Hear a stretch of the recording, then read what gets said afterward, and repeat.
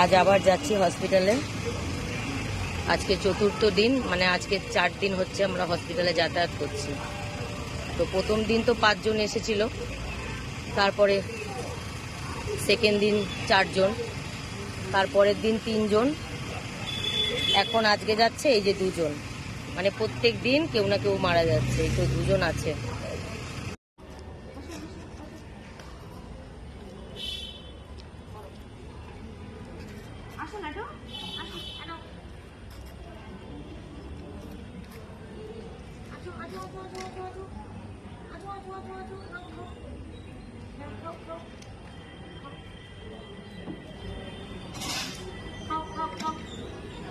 বাড়ি যাবে না আজকে?